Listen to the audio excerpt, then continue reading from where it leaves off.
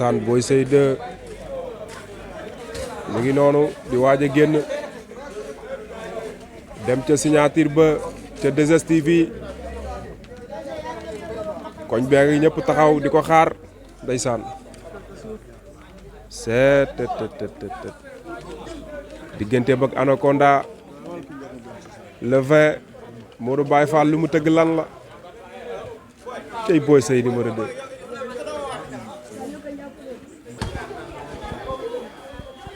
ndeysaan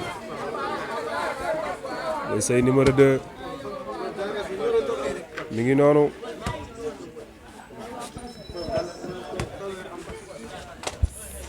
ndeysaan boo yaa ngi noonu taxaw di xaar Boy Seye numéro 2 le lion de Kër Massar mi ngi noonu c'est le 20 digganteem ak Anaconda ci arène nationale Modou Baye Fall moo nu fi woo waa Kër Massar a ngi noonu derby Parcelles ak Kër Massar le 20 Baye Sall a ngi noonu ndeysaan doomu yaay Boy Seye attention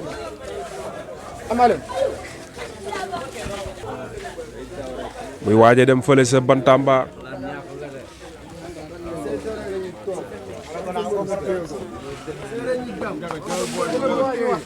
waaye li nga wax Boy Seye 2 rek ngeen di topp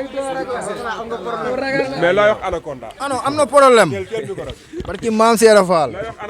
Anaconda lu ma lay wax waajaloo loo mën yaa say mbokk barki maam Seera Fall. Seye 2 rek la ñuy topp ñun. bilaay wallaay Kër Massar lañ dëkk. ragal féede day xañ a wërsëg. barki maam Seera Fall. waaye yow ñun duñ dox si luy yomb. bilaay wallaay ñun du dox si luy yomb. pare fépp. jàpp rek damm kay. amul sa xalaat jàpp rek damm. waaye ñun dañuy lugu jaan. barki maam Seera Fall. nga am nii. taw rek.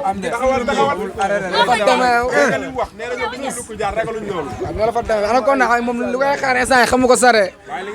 saa da ngay wax leen ci chinois saa xiixaaw lay war a jël tey xiixaaw bu lay jël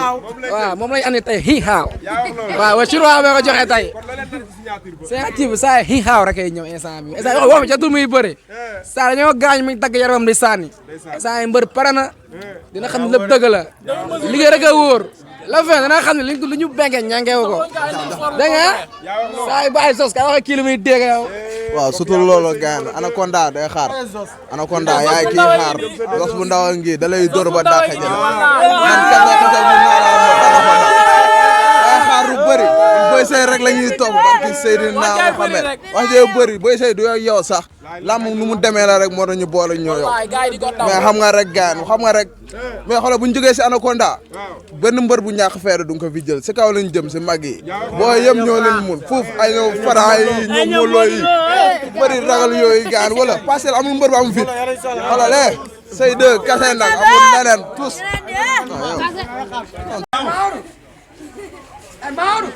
ndeysaan Boy Seye ngi noonu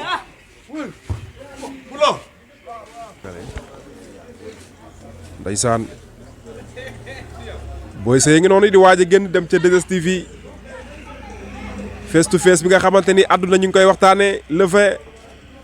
le combat bi di am ci arène nationale digganteem ak Anaconda jaanu Parcelles bi ak gaynde Kër Massar bi laay la xaw ma jaan ak gaynde nag ku mën seet jaan ak gaynde ku mën daal fi mu ne gaan ak gaynde ku mën gaynde moo mën jaan mais jaan soxor na de mais jaan soxor na de laa ilaha illallah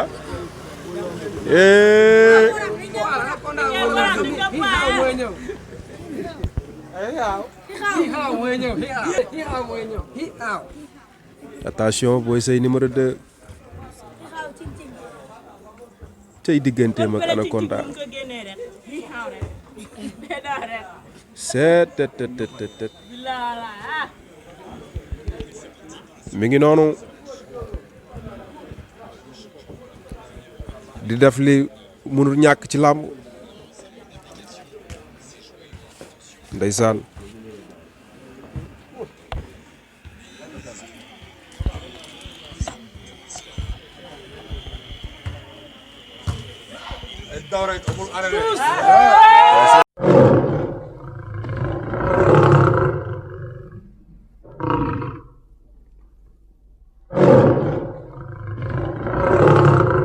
la ilaha illallah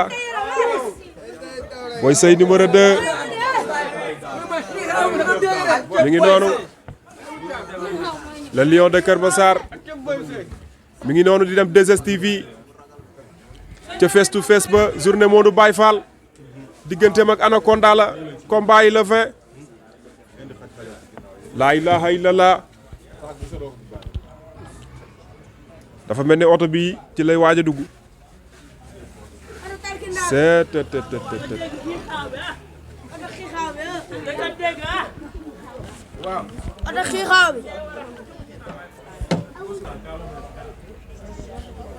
ndeysaan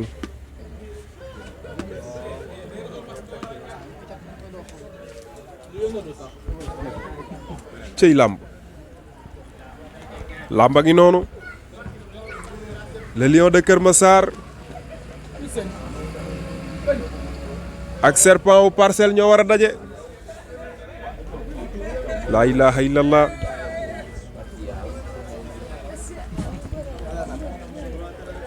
lii wane ne ni le 20 inshallah lamb ji dina neex dina yëngu waa Keur Massar ne nañ mobilisation bu doy waar la ñuy wàcc combat Boy Seye numéro 2 kon Modou Baye Fall bu yeboo nga waaj na waaj bu baax de ah la ilaha illallah Boy Seye fordu la laal de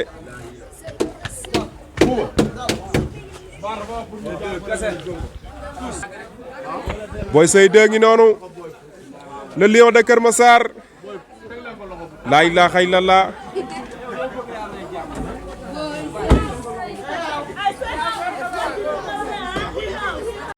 Mafia bàyyi noonu ñi ñoo ànd ak Boy Seye ma ngay dem